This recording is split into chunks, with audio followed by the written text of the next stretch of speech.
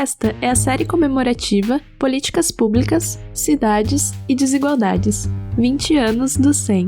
Este segundo episódio é mediado por Gabriela Lota e conta com a participação de Roberto Rocha Pires, Thelma Gonçalves Menicucci e Rebeca Eibers. Obrigada pela audiência e um bom programa!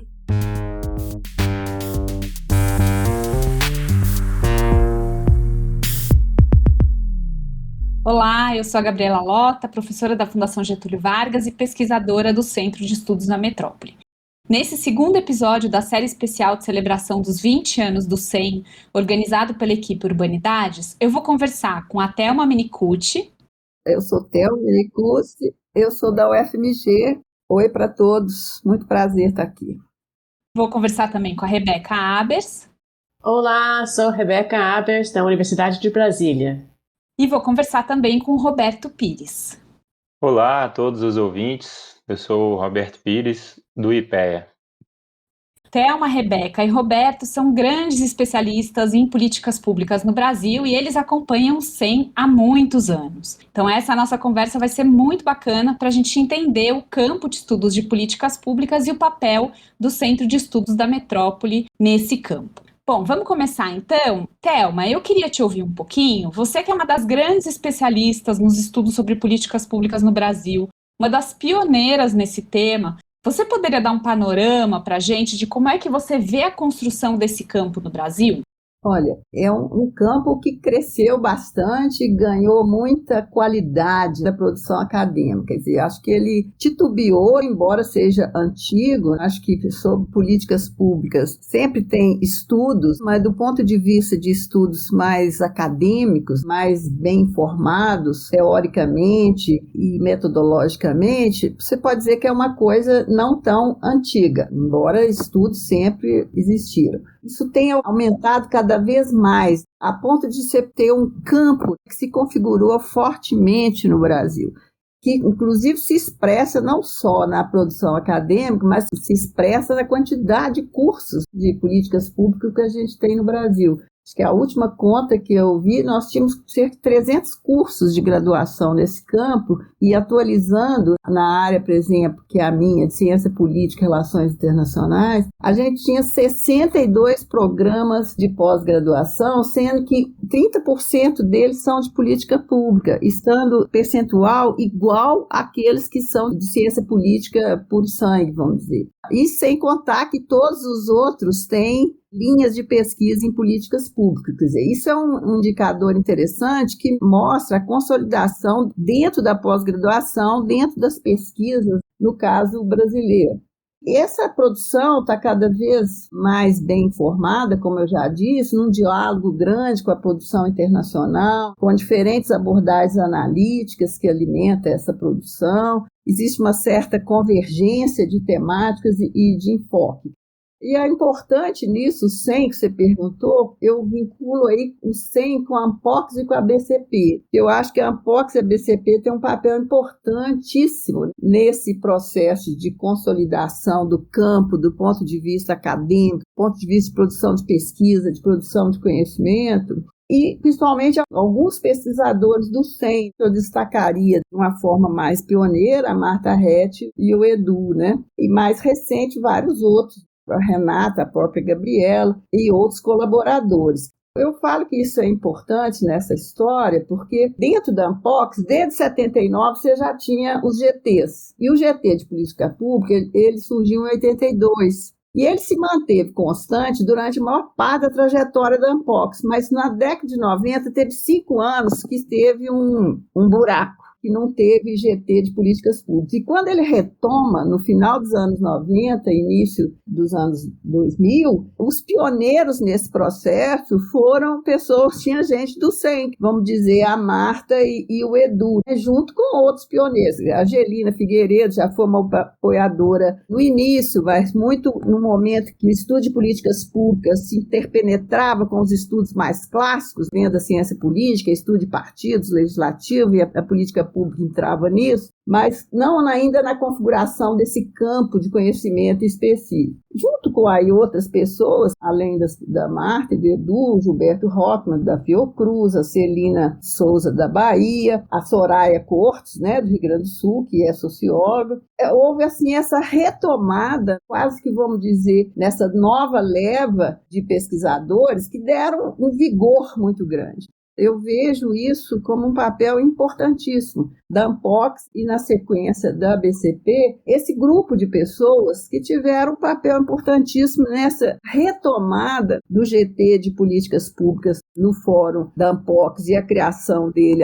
Já no caso da BCP, de cara você já tem uma área temática de Estado e políticas públicas. E aí eu acho que a gente pode identificar que essas primeiras décadas dos anos 2000, do meu ponto de vista, é que você tem uma consolidação desses estudos de políticas públicas no campo das ciências sociais. Então, eu acho que esse papel desses grupos foi muito decisivo, né? Acho que isso houve uma formatação de uma agenda de pesquisa. Os estudos antes eram, vamos dizer, agendas múltiplas, temas múltiplos, muito acompanhando, como acontece com as ciências sociais, acompanhando o desenvolvimento da sociedade, das políticas públicas, o conhecimento vai a reboque. Então, você tem pós-ditadura, todo mundo vai estudar autoritarismo, depois vai estudar o próprio Estado, e assim vai. Nesse período dos anos 2000, não foi diferente. Várias temáticas que povoam esses estudos e que vão acompanhando a realidade brasileira. Então, desse grupo pioneiro, que eu considero como pioneiro nessa segunda fase, que foi uma fase de uma militância acadêmica, no sentido de consolidar esse campo. Aí daí foram vindo vários outros nomes, e aí a gente pode dizer que a área está consolidada, inclusive atraindo novos grupos. E é interessante que, na atualidade, eu acho que a Rebeca é um exemplo disso, uma aproximação de pessoas e grupos que trabalhavam com outras temáticas e que começam a se aproximar do campo de políticas públicas, mas aproximar com a sua bagagem própria, com os seus referenciais teóricos analíticos próprios.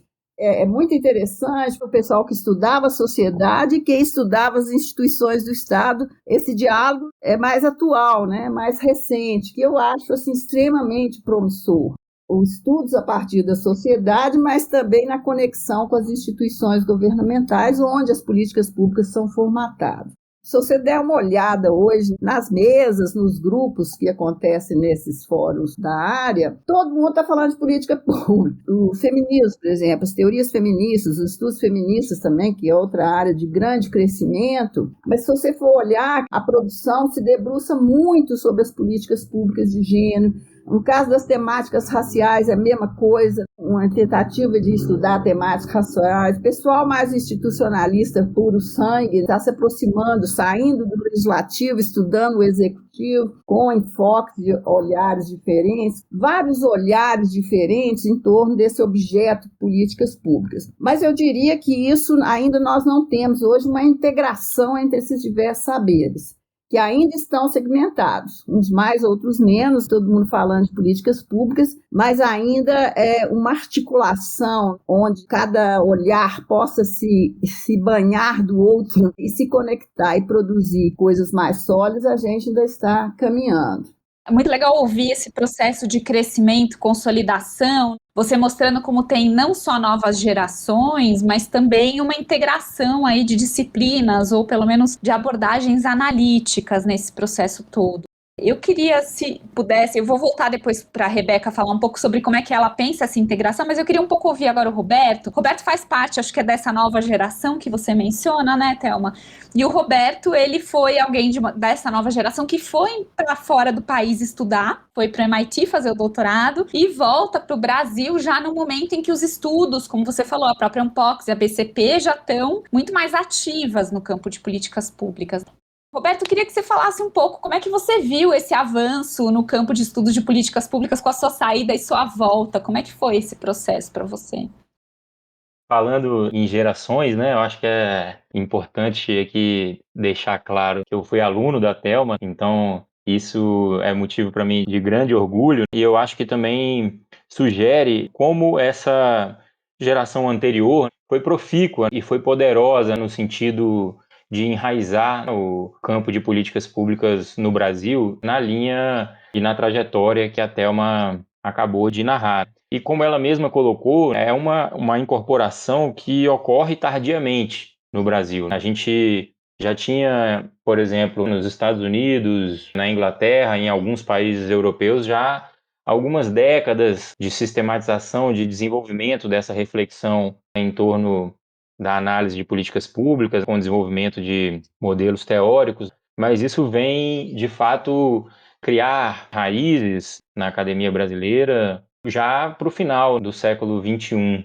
Importante ressaltar também, dado a minha vinculação com o Instituto de Pesquisa Econômica Aplicada, que ele foi criado no Brasil nos anos 60, precisamente em 64, dentro já de um esforço de construção de conhecimento especializado sobre análise de políticas públicas, de assessoramento governamental baseado nesse tipo de esforço de análise. Porém, foi um instituto que, ao longo das suas primeiras décadas, esteve muito mais próximo aos aportes das ciências econômicas para pensar as políticas públicas.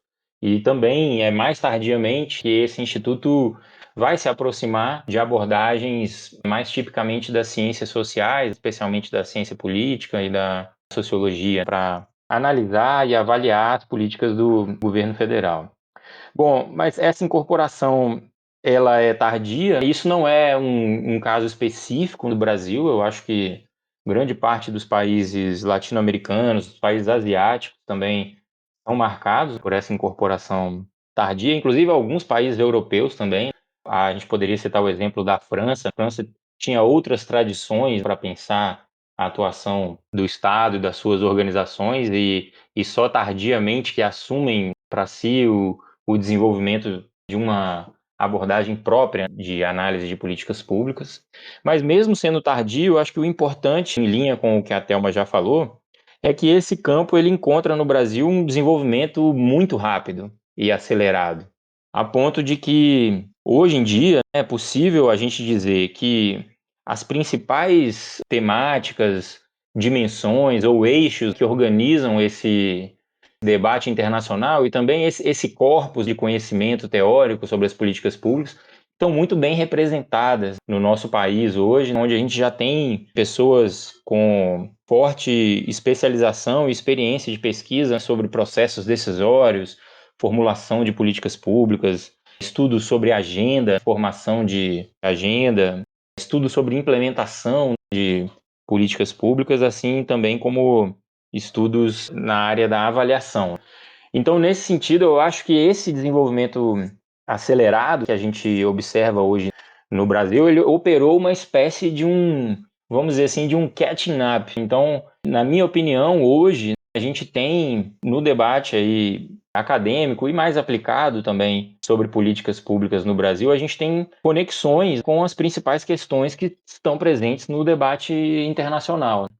Além desse crescimento dos grupos de estudo, dos programas, dos cursos nessa área, como a Thelma mencionou, a gente também observou nesse período uma internacionalização muito grande dos pesquisadores dessa área. E aí, obviamente, é forçoso a gente mencionar os pesquisadores do SEM como liderança nesse processo de internacionalização. De forma que hoje a gente tem redes aí com grupos de estudo norte-americanos, britânicos, franceses, dos países nórdicos, que permitem com que o debate de políticas públicas no Brasil hoje, em certa medida, acompanhe as principais tendências aí do debate acadêmico internacional. Então, eu acho que, nesse sentido que a Gabriela colocou, de acompanhar um pouco a construção no Brasil, mas, ao mesmo tempo, com um olho e convivência nessas comunidades estrangeiras, eu acho hoje que a gente claramente tem conexões fortes com o que se discute em torno aí de políticas públicas mundo afora.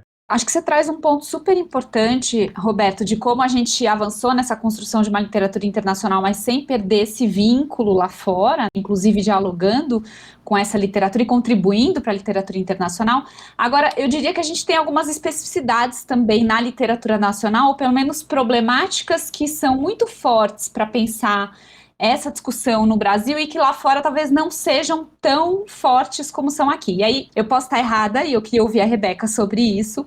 Eu acho, Rebeca, que o Brasil tem sido muito pioneiro nessa junção entre os estudos de políticas públicas e os estudos de movimentos sociais. Pensar essa interface entre o Estado e a sociedade também no campo de políticas públicas. Tem um pouco essa sensação de que, pelo menos na agenda de políticas públicas internacional, essa interface ela não é tão forte na literatura de políticas públicas. Acho que talvez ela seja mais forte na literatura de movimentos sociais.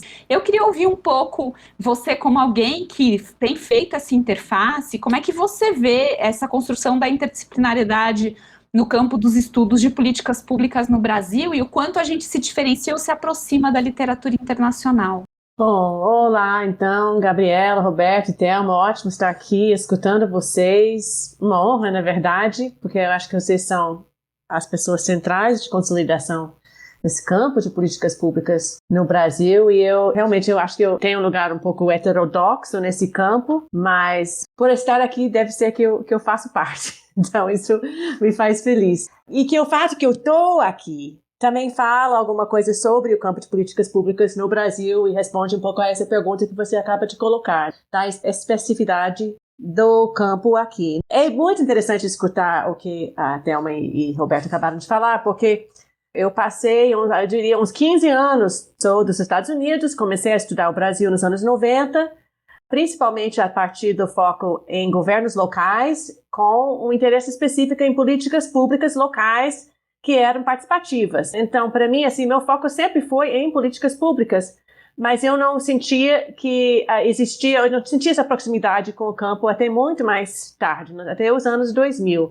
Naquela época, a referência, com quem eu tinha que dialogar, era realmente o pessoal dos movimentos sociais, porque essas inovações participativas que estavam sendo criadas no Brasil em muitas cidades brasileiras nos anos 90, eram em grande parte respostas ou até invenções de movimentos sociais. Então, a grande questão ali, para mim, naquela época, era como é que se levou para dentro políticas públicas que eram inventadas por movimentos sociais e também que beneficiariam eles, que envolveriam eles como parte do próprio processo de decisão política.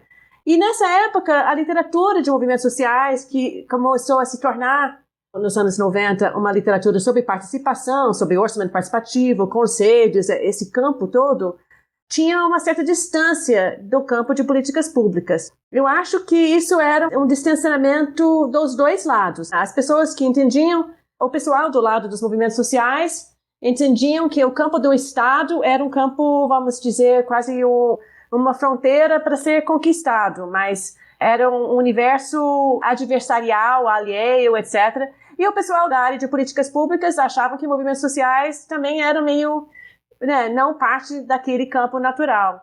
E eu acho que isso foi se transformando com a própria consolidação dessa experiência específica brasileira, que eu acho que é muito característica do período pós-constituinte aqui no Brasil, de uma participação muito grande, uma multiplicidade muito grande de movimentos sociais na própria construção da democracia brasileira, e não apenas a democracia, vamos dizer, no sentido amplo, mas também nos detalhes, na criação de uma multiplicidade de políticas específicas da luta e defesa de modelos alternativos de política pública, que muitos das quais nunca se tornaram modelos hegemônicos, mas eram propostas, por exemplo, o modelo de autogestionária do movimento de habitação, do movimento de moradia em torno de obras de habitação social. Havia um modelo ali que nunca chegou a ser a principal maneira que a habitação é feita no Brasil, mas que começou a fazer parte do debate brasileiro sobre habitação.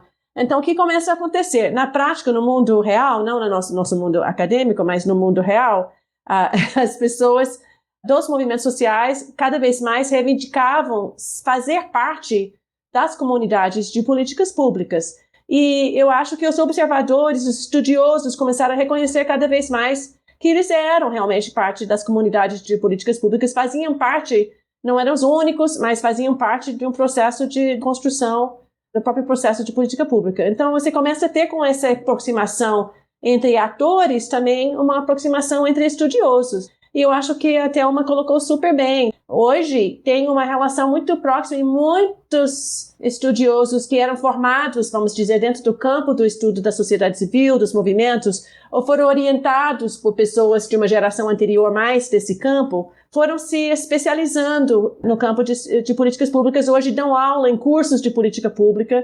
Tem muita gente como eu que tem essa dupla cidadania nesses dois campos. E eu acho que isso é tão forte aqui no Brasil, em parte por causa da experiência, vamos dizer, de proximidade entre campos na prática. E eu acho, Rebeca, que você toca num ponto super importante que a Thelma trouxe também, de como a agenda de políticas públicas, ela de alguma maneira também vai tentando responder aos desafios que estão colocados naquele momento. Na medida em que a gente começa a ter experiências inovadoras vindo da sociedade civil, isso vira um objeto interessante de estudar e a gente vai um pouco avançando a nossa agenda também em função dessas transformações.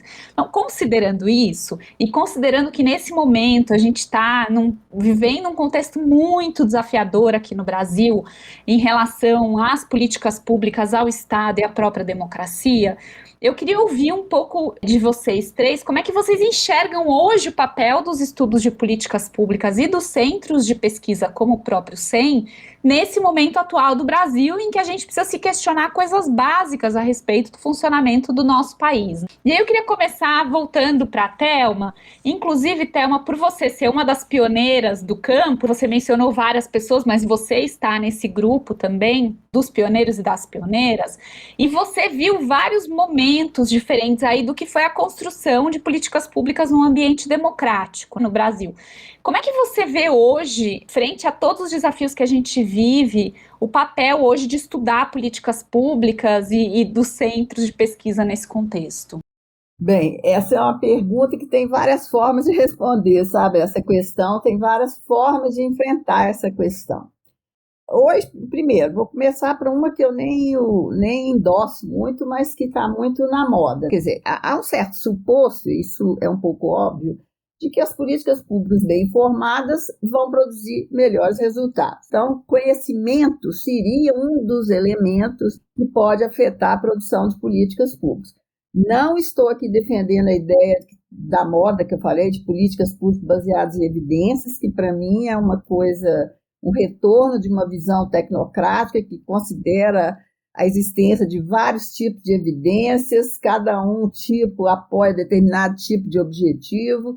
Muito menos estou apoiando uma visão racionalista ingênua do processo de elaboração de políticas públicas.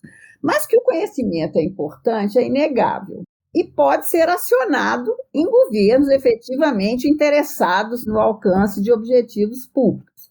Então, mesmo nesse sentido, os centros de pesquisa, como o CEM, eles são importantes. O IPEA sempre teve esse papel nesse sentido, mas hoje está sendo abalado, né? Porque eu disse que governos interessados no alcance de objetivos públicos se valem do conhecimento produzido. Esses centros todos produzem informações e análise. O CEM é muito interessante nesse sentido, ele produz análise de estudos que são acessíveis, que são publicizados para quem quiser ter acesso. Agora, no momento atual, mais do que ser suporte de políticas, já que isso precisa de que os governantes queiram isso, eu acho que o conhecimento hoje de política pública tem um papel fundamental de denúncia. Não de denúncia de carregar uma bandeira, mas de escancarar a realidade nacional. Quando eu e a Rebeca escrevemos um capítulo sobre a trajetória das políticas públicas no Brasil, a gente quase que falou assim, acho que isso aqui é um hacking. Nós estamos escrevendo um hacking, porque a coisa passou a mudar. Quer dizer, e aí nós temos agora quase que de denúncia, de mostrar a realidade brasileira. Então aí entra uma outra forma de ver o papel nesse momento atual do centro. Denunciar essa realidade, denunciar a partir de conhecimento, a partir de informação, identificar esse retrocesso por meio do conhecimento qualificado, ajudar a entender a realidade. E aí qualquer tipo de conhecimento sociológico, ciência política, todas as ciências sociais que estão tão combatidas, tão consideradas não importantes, mas nesse momento eu vejo elas muito fundamentais, porque a gente tinha um tempo que nós estudávamos muito preocupados com as causas. Acho que um dos pilares importantes do adensamento teórico do estudo de políticas públicas é entender processos causais, causalidades. No momento atual, eu vejo um papel mais de entender os efeitos. Que efeitos as políticas públicas trazem? Quando a gente estuda, quando nós estudamos as políticas públicas, as mudanças das políticas públicas e avançamos em estudos comparativos, a gente pode comparar como é que políticas diferentes produzem resultados diferentes. E no momento do Brasil, nós estamos sendo desafiados para isso. Eu vejo, né, Gabriela, citando você apresentou um trabalho, foi na BCB, você mostrando, ao estudar as condições de trabalho da burocracia de rua durante a epidemia, na realidade, você está denunciando condições e relações de trabalho. Em outras situações, ao estudar o processo de formulação de políticas públicas, nós estamos vendo um pouco da fragilidade das formas participativas de elaboração de políticas públicas e uma retomada de um certo autoritarismo, tanto na formulação quanto na gestão. Pelas lentes do estudo de políticas públicas, nós temos como estudar o próprio funcionamento da democracia atual no Brasil. Eu falo que o estudo de políticas públicas nos permite perceber a política de uma forma muito mais rica, na medida que você incorpora não só as instituições do Estado, mas incorpora a sociedade, as instituições políticas, enquanto esse mosaico, esse complexo de causas que atuam num processo de decisão, de elaboração e de gestão de uma política pública, são lentes muito interessantes para você entender o próprio funcionamento da sociedade, do sistema político. Então, eu vejo muito conhecimento de política pública no momento atual, quase como uma ação de resistência no momento de desvalorização da ciência de modo geral e mais fortemente as ciências humanas, ciências sociais. Isso não é por acaso, dado o caráter crítico, no sentido de raiz do nome, do sentido crítico das ciências sociais. E eu vejo também como uma possibilidade, aí é um desafio, de mostrar que as ciências humanas também são importantes. As ciências humanas não produzem vacina, mas produzem informações sobre políticas públicas. Produzem informações sobre os mecanismos que engendram o processo de formulação e implementação de políticas públicas. Ou seja, tudo que é feito numa sociedade, inclusive a produção de vacinas, é feito politicamente. E falar disso nos ajuda a desmistificar o caráter técnico da política pública.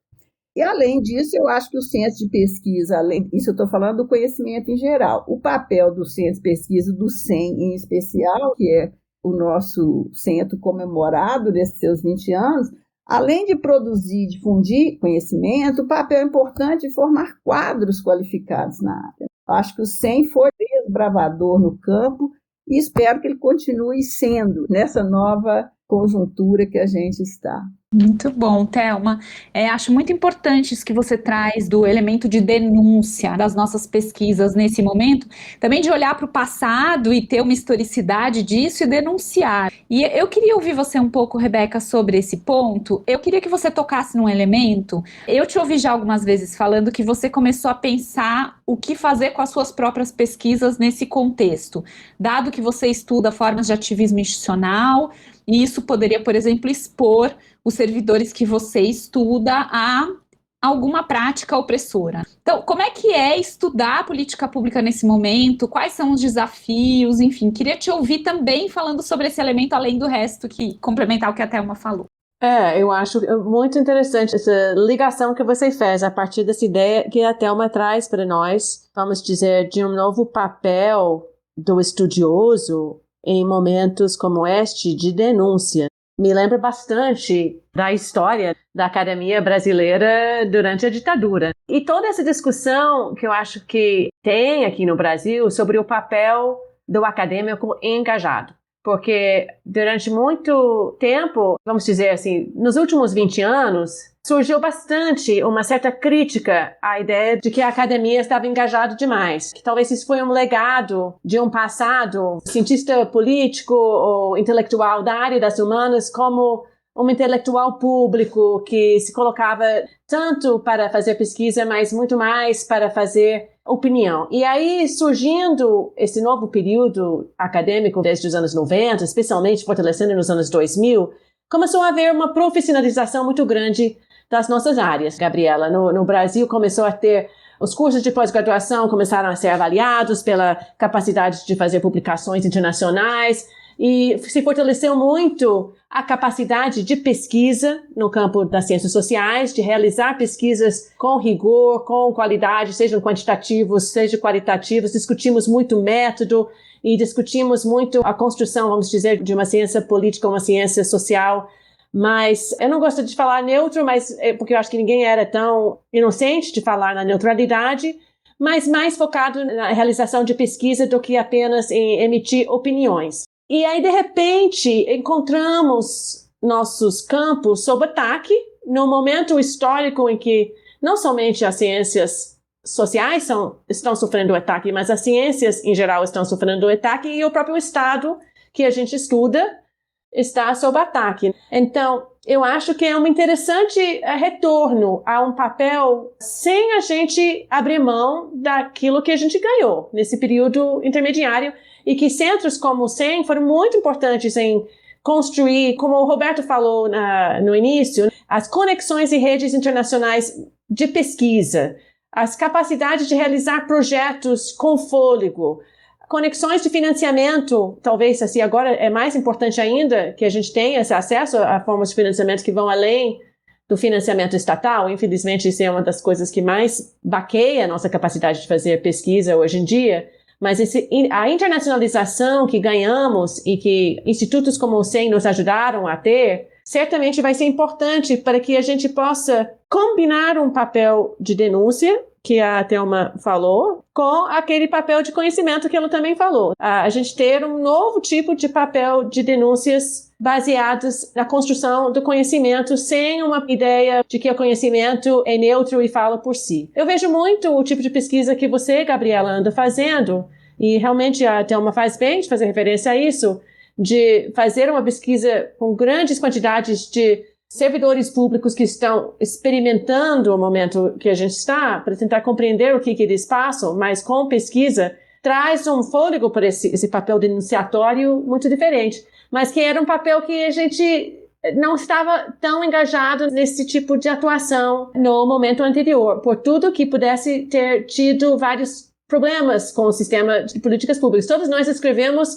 criticamente sobre as políticas de saúde, de educação, de habitação, de todas essas áreas que nunca chegaram a ser utopias. Mas hoje a gente sente que o ataque sobre nossa própria pesquisa nos coloca num papel diferente. Eu acho que estamos num momento novo. Parecido ao passado, mas diferente.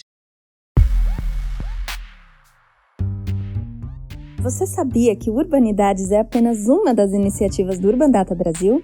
Para acompanhar notícias sobre o cenário urbano brasileiro e receber divulgações de atividades acadêmicas, acesse a nossa página no Facebook, Urban Data Brasil, o banco de dados bibliográficos sobre o Brasil urbano.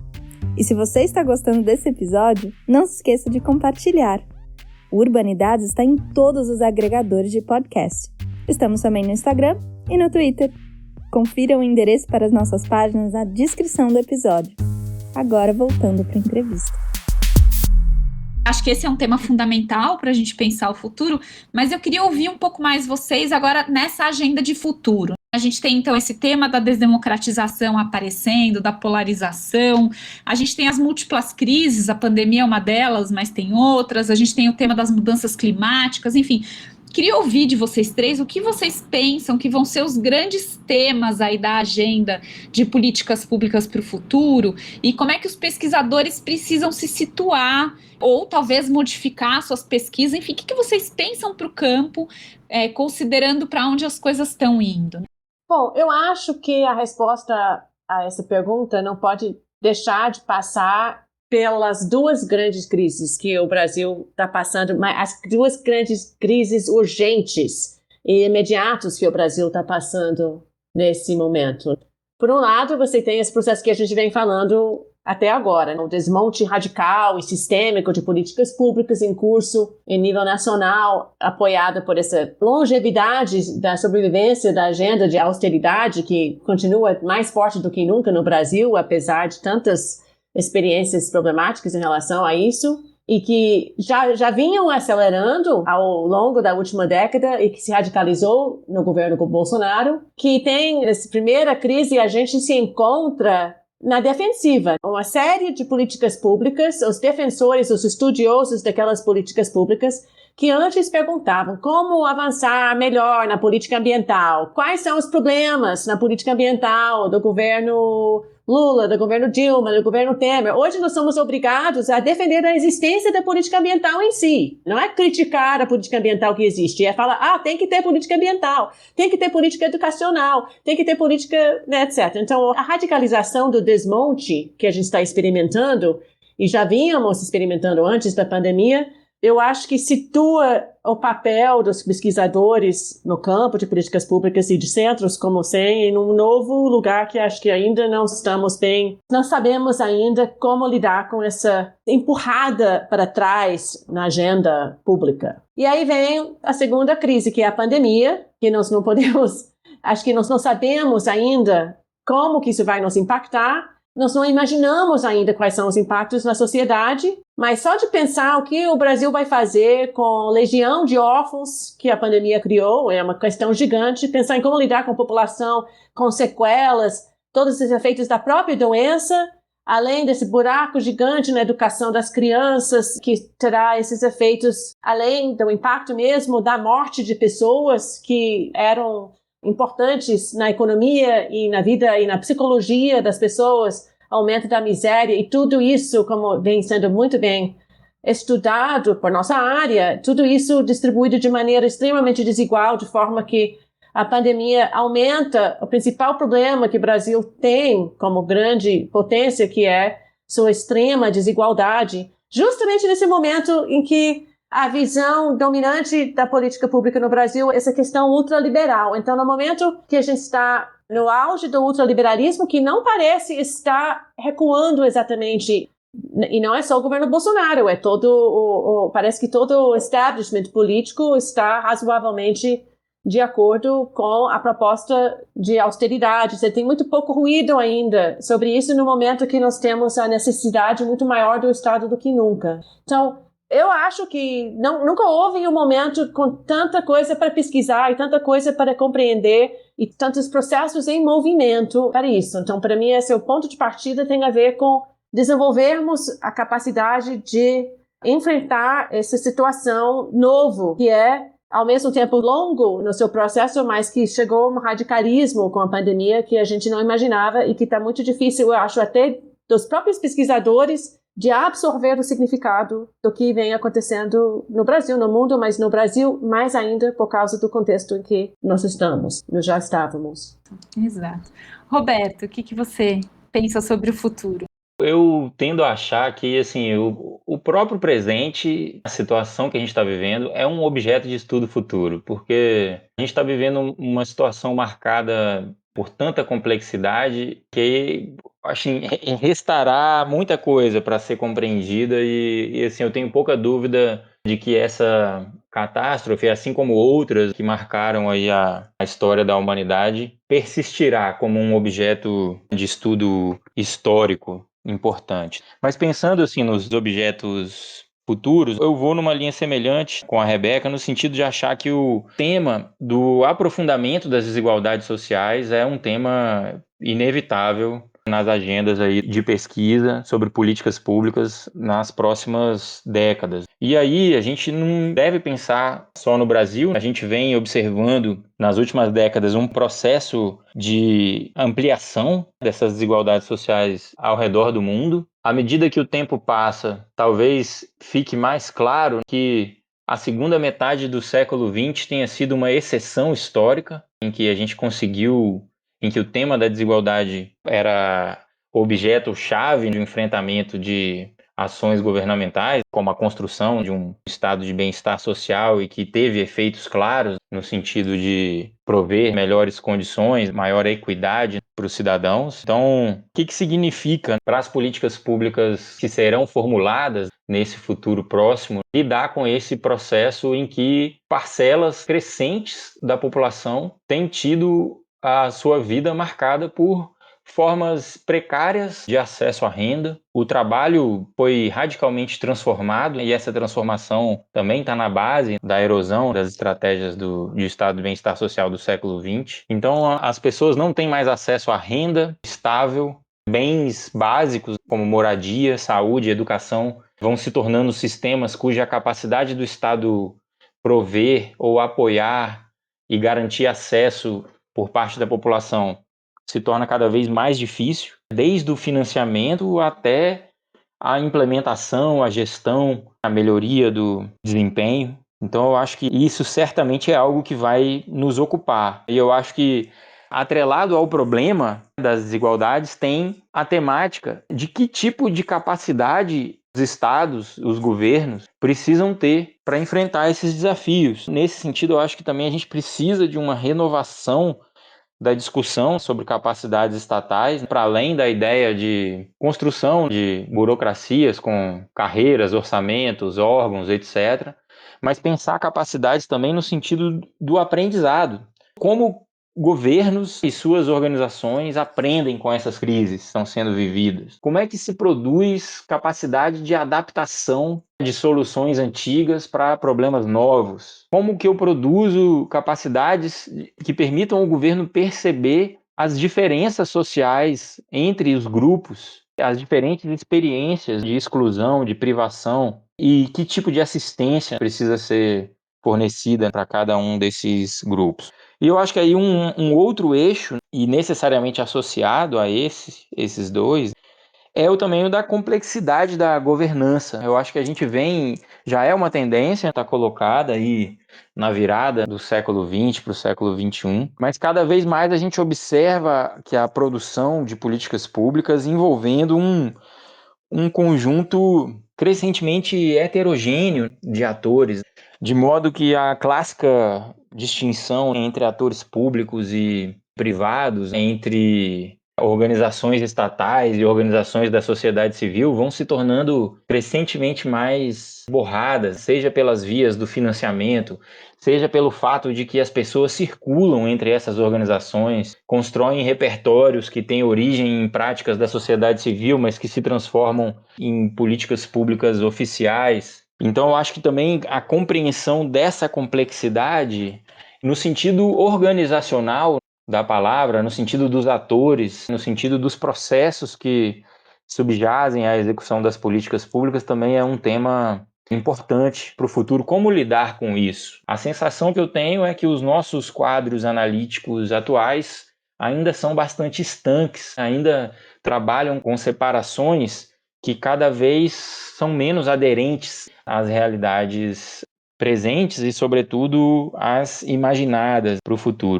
E aí eu acho que a gente tentar entender como é que essas coisas interagem, a complexificação da governança com a necessidade de enfrentar formas aprofundadas e cada vez mais complexas de desigualdades sociais, eu acho que certamente é uma agenda importante para que a gente se ocupe aí.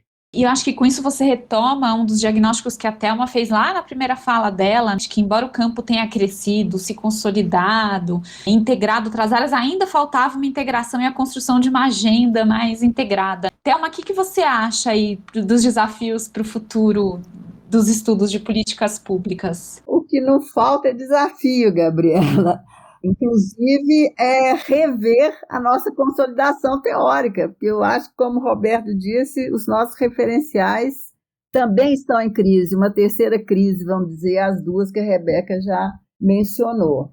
Porque, como eu sempre acho, já disse, essa agenda de estudo de política pública, ela sempre acompanha os progressos ou os desafios da realidade fática. E o que não falta é desafios, frente ao que destruindo o que existia, e a criação de uma nova realidade, ou mesmo a não política. Mais do que nunca a ideia da não decisão, mas as nossas decisões atualmente são de decidir destruindo o que existe. Tem sido mais nesse sentido. Agora, a minha fala é muito parecida no sentido da Rebeca, mas com a minha tonalidade. Neste momento, eu não consigo pensar em algo mais desafiador do que discutir de diferentes pontos de vista a pandemia do Covid-19. Eu acho que essa é a grande crise da história da humanidade nos últimos 100 anos, que pegou todo mundo de uma forma silenciosa, mas duradoura, e diversos pontos de vista merece estar estudando, mas e fortemente do ponto de vista das políticas públicas. O que significa entender diferentes respostas em termos de políticas públicas que foram dadas pelos governos, o que explica as diferentes respostas e quais os efeitos dela. Eu vejo um campo enorme para entender esses efeitos, não apenas em relação à saúde, mas os efeitos socioeconômicos e, particularmente, na ampliação da desigualdade, como o Roberto já destacou. Mas nós já éramos um país com alta taxa de trabalho informal, quantas andas isso agora? Que efeitos tem isso? As várias perspectivas da saúde mental, na educação, uma série de coisas que eu vejo como uma grande desafiadora e de uma perspectiva comparada. Eu acho que a gente tem que entender as diferenças nesse enfrentamento da pandemia, na trajetória da pandemia e nas suas consequências. A outra agenda é similar ao que a Rebeca disse também, quer dizer, entender os retrocessos do Brasil e de vários outros lugares, esse retrocesso na forma de intervenção do Estado, na forma de participação da sociedade nas decisões, o quanto isso se refere ao fortalecimento de visões liberais, radicais, e pior ainda, quando o liberalismo ele vem acompanhado de investidas autoritárias. O casamento antigo lá do passado de liberalismo e democracia já era. Cada vez mais isso vem acompanhado de autoritarismo. E em alguns lugares, no extremo de um populismo de direita radical. Isso tudo num contexto já identificado por crise da democracia ou desdemocratização, os vários nomes que têm sido dados. E, além do mais, entender um pouco como é que a pandemia afeta isso, num contexto que pressiona por mais intervenções estatais, convivendo com posturas de liberalismo radical, de um liberalismo extremo, num contexto que pressiona por intervenções. Nós temos várias coisas aí, várias tensões que nos desafiam a entender bem.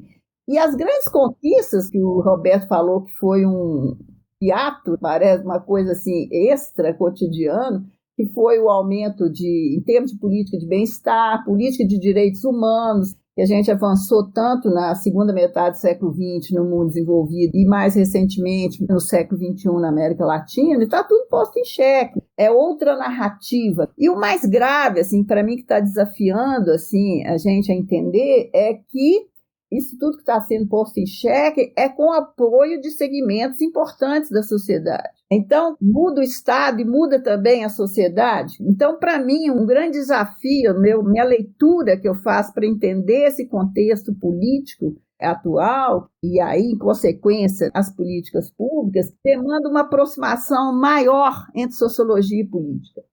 Porque não é só o governo, por exemplo, eu sempre falo, o bolsonarismo é tão grave quanto o Bolsonaro, ou mais, porque ele permanece sem Bolsonaro. Então, cada vez mais eu fico querendo, eu sempre defendi uma sociologia política, mas mais do que nunca, porque essas coisas todas estão conectadas, sabe? Eu não tenho mais nenhuma emoção de estudar uma política, um programa, uma coisa, porque eu acho que as coisas, as políticas públicas, as não políticas, as destruições, junto com a pandemia e junto com a crise da democracia, crescimento do populismo de direita, essas coisas todas, é uma mudança das instituições políticas, mudança do próprio Estado e uma mudança societária. São novos valores políticos, novas narrativas que orientam a vida social, que orientam a política. Então, o vocabulário político mudou, e mudou com apoio expressivo da sociedade.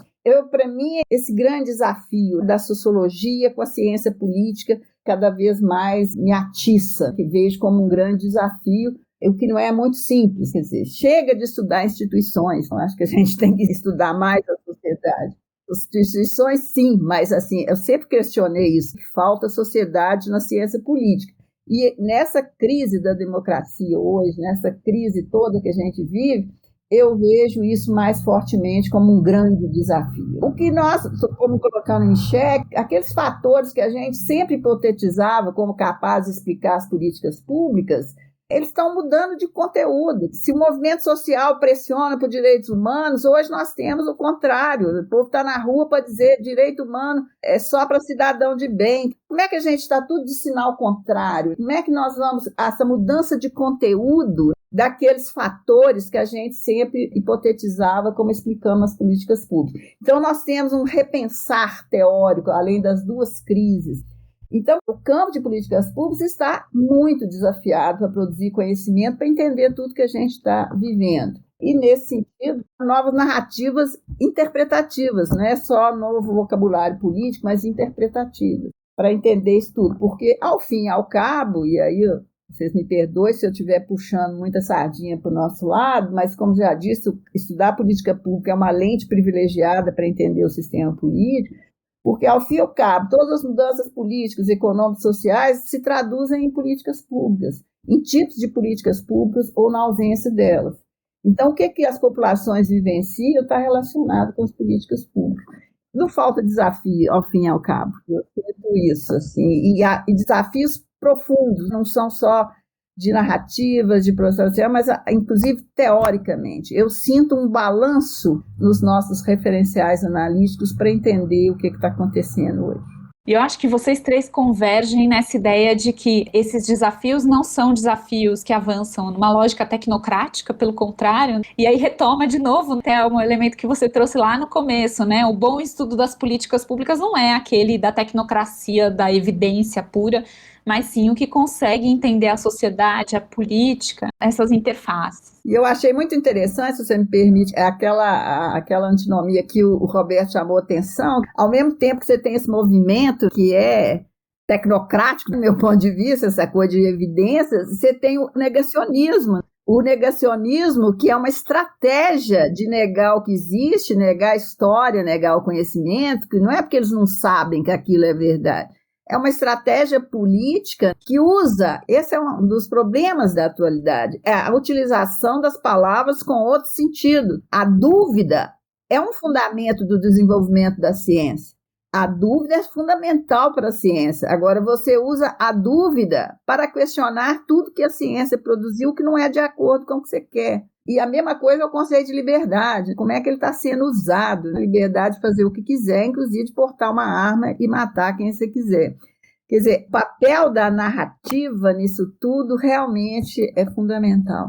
E eu acho que vocês tocam em uma preocupação fundamental do SEM, que é dessa coisa de construir um campo de estudos que consiga pensar a interface entre esses vários elementos, juntar elementos da sociologia com os estudos urbanos, com a administração pública, a ciência política, enfim, para conseguir olhar para os processos de maneira mais complexa. Então, acho que são temas que, de alguma forma, nós, pesquisadores do SEM, a gente tem tentado olhar e contribuir. E eu queria agora, nesse nosso último bloco, entrar um pouco mais no papel do SEM nesse processo todo que a gente discutiu. Vocês já trouxeram em vários momentos essas questões, mas eu queria que a gente aprofundasse um pouco mais para fechar. Então, assim, historicamente, o SEM foi pioneiro em propor uma agenda de pesquisa no campo das políticas públicas que não existia no Brasil, trazendo temas como as políticas na metrópole, a relação entre políticas do urbano e no urbano, o tema das desigualdades, das redes sociais, a própria relação entre participação social, serviços públicos e federalismo. Enfim, eu queria ouvir um pouco vocês, como é que vocês pensam, olhando para o passado, presente e o futuro, o papel do SEM na construção dessa agenda nacional e quais são os desafios para o SEM nesse processo, pensando daqui para frente. Roberto, você pode começar nessa rodada?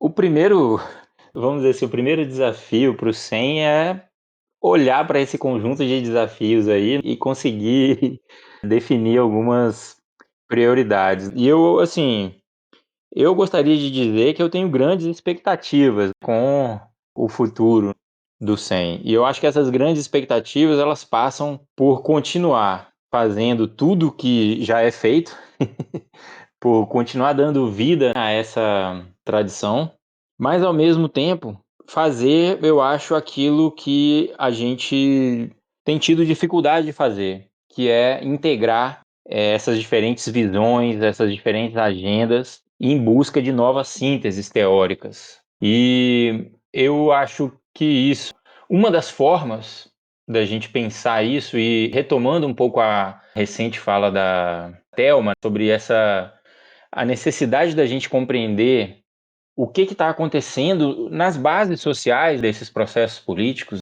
na adesão que as medidas autoritárias e associadas ao desmonte de políticas públicas voltadas para a inclusão, para a proteção de direitos humanos, sociais, a adesão que isso tem tido. Então, eu acho que uma das formas que a gente tem de pensar simultaneamente a integração e essas bases sociais seria lançar olhares para as experiências das pessoas com as políticas públicas. O que significa para uma pessoa a interação com uma escola? Como é que esses elementos que a gente separa analiticamente, federalismo, participação social, financiamento, cidades, como é que isso tudo é, de certa forma, canalizado, sintetizado na experiência que as pessoas têm do serviço? E mais do que isso, para além da descrição, do entendimento dessa experiência, como é que essa experiência forma posturas, atitudes que reforçam certos caminhos de política pública ou que geram os desejos do seu desmantelamento, da sua extinção, da sua renovação. Eu acho que essa é uma lacuna importante que a gente, por vezes, se coloca diante dela com perplexidade, que é como é que todo esse movimento de desconstrução encontra apoio social. Será que as experiências das pessoas com o governo, com as políticas públicas, com os serviços públicos, com os funcionários públicos, com as ONGs ou outras organizações que implementam serviços públicos, como é que essas experiências contribuem para construir um sentido que essas pessoas vão atribuir ao Estado, que vão atribuir às ofertas públicas e que, por sua vez, informa a postura delas no sentido de serem favoráveis à construção, à expansão de políticas públicas, ao aprofundamento da democracia ou o contrário de tudo isso. Então, eu acho que coloco isso como pensando alto aqui, a título de sugestão, buscando também dialogar com o elemento lacunar que a Thelma colocou, da importância também da gente trazer uma compreensão mais sociológica, mais dos processos que ocorrem no interior da sociedade, nas experiências concretas que as pessoas têm com esses fenômenos, para além de discussões necessariamente mais abstratas, como pensar as instituições, como pensar a organização do Estado no federalismo, na relação do executivo com o legislativo. Enfim, todas são coisas importantes que precisam ser feitas. É por isso que eu sugiro que a agenda futura tem que envolver continuidade, mas eu acredito que a renovação, que a possibilidade de enxergar a integração dessas várias agendas passaria para um olhar mais detido sobre esse outro polo, ou como tem sido tratado pelo professor Peter Spink, esse outro lado da rua, o outro polo dessa relação que muitas vezes acaba ficando menos privilegiado nas nossas análises. E é um polo que ele é empiricamente sintético, porque é nele que desagam todos esses vetores que a gente analisa separadamente. Eu acho que tem que dar um parabéns primeiro para os 20 anos do SEM, e eu desejo que ele continue fazendo o que sempre fez, expandindo agendas, expandindo temáticas, parte do urbano e avança em todas as áreas, expande na questão das desigualdades, e as desigualdades, a partir das desigualdades, chega em diferentes áreas, diferentes temáticas, nas quais a desigualdade se manifesta. Articulando pesquisadores, eu diria tudo isso que ele sempre fez. E fazer mais, já que quem é bom é sempre exigido demais. Se ele integra, como você disse, Gabriela, vários pesquisadores, mas ainda está para ser integrado os aportes de os vários pesquisadores. Acho que é um pouco isso que o Roberto falou e que eu concordo. Integrar um pouco áreas e pesquisadores, abrindo novas agendas mais integradas, novas reflexões teóricas. Esse, para mim, é um grande desafio. Continuar fazendo o que fez, assim como fez, sempre desbravando novas agendas, trazendo novas contribuições, novas áreas, novos olhares, continuar isso, mas de uma forma mais desafiadora, de integrar isso e estar produzindo conhecimento. E aí vou fazer uma brincadeirinha, aproveitar a janela paulista, que é a única que garante ainda algum recurso para pesquisa, a partir da FAPESP. É algum recurso, ou é FAPESP ou não há aí no Brasil. Então, é brincadeira, mas tem um fundo, tem bastante verdade nisso. Eu desejo é isso mesmo, fazer o que continua fazendo, encarando os novos desafios, tanto sociológicos, políticos, como teóricos. E eu concordo que assim, as especializações têm que nos juntar de novo, tentar juntar, porque a sociedade, a compreensão hoje é cada vez mais complexa, né? Que nenhum conhecimento segmentado dá conta de entender o que é que está acontecendo. Muito bom, Thelma. Rebeca, o que você tem para complementar? Bom, sim, realmente eu acho que Roberto e Thelma estão falando mais ou menos na linha que eu pensaria também. Super importante esse papel de centros como o SEM, de promover a interdisciplinariedade, esse tal na sociologia política, de conectar a vida na sociedade com a vida no Estado, de entender políticas públicas como processos sociais e sociológicos e que passam pelos indivíduos, tanto dentro do Estado quanto fora. Tudo isso eu acho que exige essa visão interdisciplinar, que é um lugar como esse que se localiza, que traz pessoas de diferentes áreas, muito importante. E também esse foco, vamos dizer, eu acho especialmente interessante esse foco no território. O Centro de Estudo da Metrópole é o lugar onde encontra todas essas relações. Então, se o ser humano, o indivíduo, como o Roberto falou, gostei de empiricamente sintético. Até, Roberto, pensei, será que eu também sou empiricamente sintética? Eu não sinto tão sintética assim. Mas, de qualquer maneira, é uma maneira muito bonita de colocar esse encontro do indivíduo, o cidadão, como a conexão na vida. Mas os lugares, os territórios que a gente pode estudar, as diferentes maneiras que cultura, Estado, identidade, classe, raça, os diferentes fenômenos sociais se encontram na interconexão entre indivíduos e instituições, enriquece muito a visão de políticas públicas que às vezes tem o perigo de ser entendido apenas como um procedimento formal que tem que ser resolvido. Eu acho que nós estamos longe de fazer isso aqui no Brasil, e em parte por causa da força de grupos como o SEM. Queria aproveitar essa oportunidade também de tocar em outro assunto que a Thelma acabou de meio que falar, a dizer que era piada, mas eu acho que não é piada. Eu acho que instituições fortes, localizadas no eixo Rio-São Paulo, especialmente São Paulo, como o SEM, eu acho que temos que tomar a oportunidade para chamar atenção a elas sobre sua responsabilidade perante o resto do Brasil. Muitas vezes, muitos de nós que não estamos localizados em São Paulo já passamos pela frustração de não conseguir participar de algum edital porque tinha que ser pesquisador de São Paulo, passava pela FAPESP, etc. Somos muito conscientes da existência de outro tipo de recurso que é disponível para as entidades, os pesquisadores paulistas, mas durante os últimos 20 e tantos anos isso diminuiu porque tinha política de ensino superior de ciência e tecnologia, que estava preocupado com construir universidades e capacidade de fazer pesquisa fora do eixo Rio-São Paulo.